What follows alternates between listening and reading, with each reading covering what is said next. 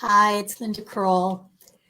I want to welcome you to my talk today about how compassionate mediation can heal and transform relationships. And with all that's been going on in the world, with the pandemic, with all the unrest, relationships can be strained to the limits. So I want to quote what Zen master Thich Nhat Hanh, a global spiritual leader, said about resolving conflict. He said, to reconcile conflicting parties, you must have the ability to understand the suffering of both sides. If we take sides, it is impossible to do the work of reconciliation, and humans want to take sides. That is why the situation gets worse and worse. Are there people who are still available to both sides? They need not do much. They need only do one thing.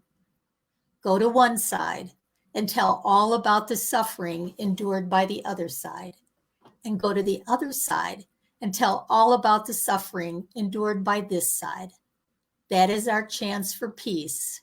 That can change the situation. And that's what we do in compassionate mediation. And I want to talk to you about compassionate mediation because with the situation in the world right now, we can learn how compassionate communication can help families heal. And even if the families are headed towards a divorce or a separation, they don't need to have a broken family so much as a restructured family.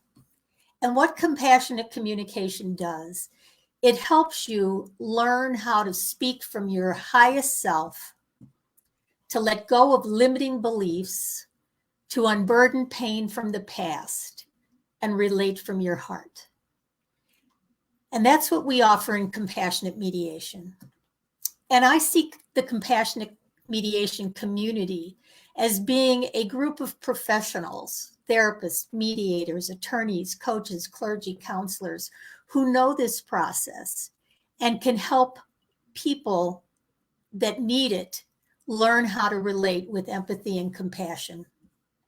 Because no matter what's happening, families can be peacefully and respectfully restructured. And there can be a compassionate divorce. And what is a compassionate divorce? A compassionate divorce is one that's offered in the highest good of all concerned, because we're spiritual beings having a human experience, as Pierre Teilhard de Chardin had said. And the human experience of going through a divorce often brings out the worst in people. And compassionate mediation helps, because no matter how far apart you are, or how much you think you might want to separate, or your clients are undecided as to what they want to do, you can offer them a new way to communicate, one that has empathy in it and respect, that comes from their heart, that speaks to the needs of each other. Like Thich Nhat Hanh said, if they each understood that the other one was suffering, they may show more compassion for themselves and each other. And they do that by learning the miracle of empathy, which is a new way to communicate, where they relate from their highest and best self, from that spiritual center, that self-leadership, as in internal family systems therapy talks about, with compassion and understanding. Because in compassionate mediation, we help people listen from their self, from their higher self, where they're calm, they're clear, they're compassionate. And they pay attention to another's feelings so that everyone can feel seen and validated. Because when you feel understood, the parts of you that are angry or blaming or judgmental calm down, and healing begins.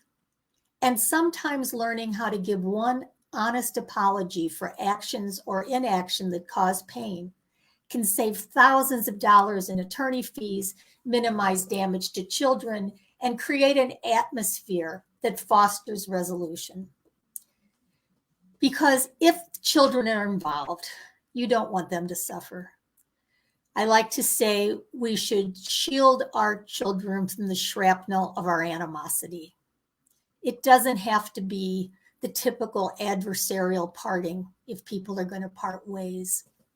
There can be a healing that happens, because no matter how angry someone is when they come into my office, no matter how far apart they may feel or how they may have one foot out the door, they're still inside an inner child yearning for connection. So deep down, they're hoping that their partner recognizes their pain, recognizes their suffering. And as Thich Nhat Hanh says, if we can just make each party aware of the suffering of the other, we can bring peace to the situation. We can bring peace to the family. We can bring peace to the communities, and we can bring peace to the world. So when someone is in self, they feel calm and clear and compassionate, confident, connected, courageous, creative, and curious, and they can have more empathy. They can have more forgiveness. They can accept themselves and their partners and show more gratitude. And in doing that, they truly can restructure their family. Because the answer to any problem is love. And what we help our clients do is love themselves enough to be loving to others. Because when we do that, we truly can change the face of divorce, one heart at a time. So let's take a breath and just think about what it would be like to have couples talk about everything so that healing can happen. So if they talk about their finances, parenting, their sex life, children, where they're living, how much they're spending, compassionate mediation really helps heal relationships.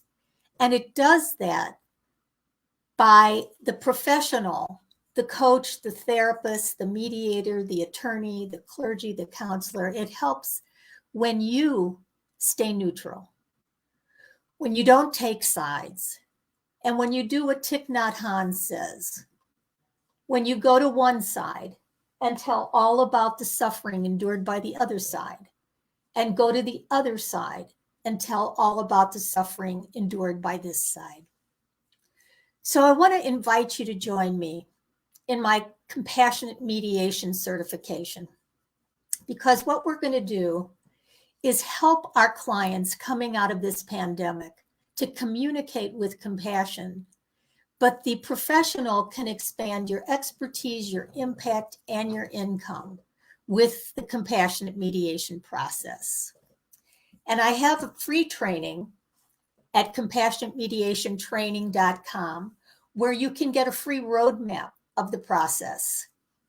And with the roadmap, it gives you an overview of the things we talk about in compassionate mediation: how to be your best self, create a compassionate relationship, explore your options for change, understand your finances and your rights and responsibility, and then how to create the relationship you truly desire and deserve in your future, because you're speaking from your higher self about everything.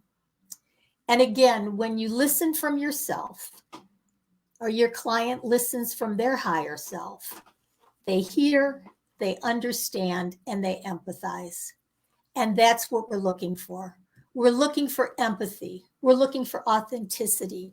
We're looking for a way in this very troubled time where we can be of service to foster healing, reconciliation, love, compassion, kindness, where we can begin a future where people do know how to be more loving to themselves and each other.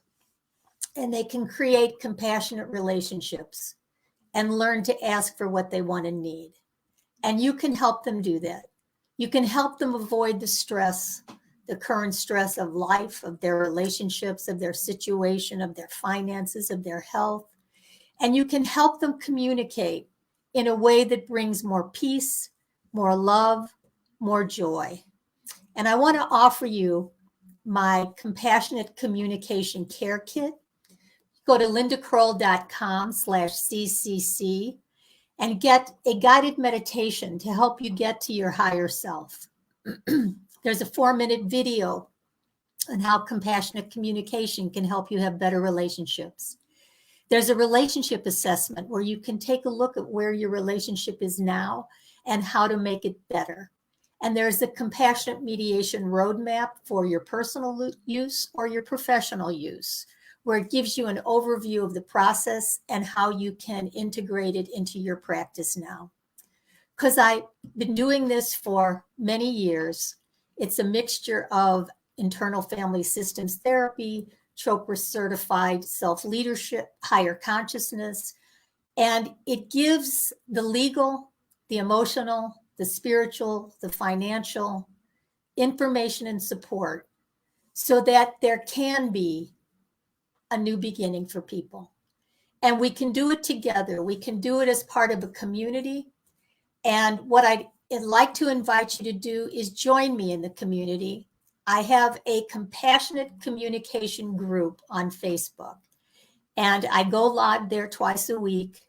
And I'd love for you to come and join us there, where you can share who you are, what you're looking for. We can network, refer, we can support each other in personal growth and relationship healing. And we can remind ourselves that there's a beautiful world out there to be shared if we do it from our highest and best self. So please join the community. Join me in the certification. Join me in the roadmap. You can go to lindakroll.com/roadmap and get your free roadmap of the process and learn more. So join me in the Compassionate Communication group. I'll see you there. I'll answer your questions there. I'm part of an ongoing group of professionals that want to be of service. And together, we can give our clients, ourselves, our families, a chance for true healing to happen. So we can go to one side and tell all about the suffering and go to the other side and help them empathize. And we can change the situation and we can bring peace. So let's change the face of divorce and conflict in general, one heart at a time. And I look forward to staying connected. And thanks so much for joining me. And I'll talk to you soon. Bye for now.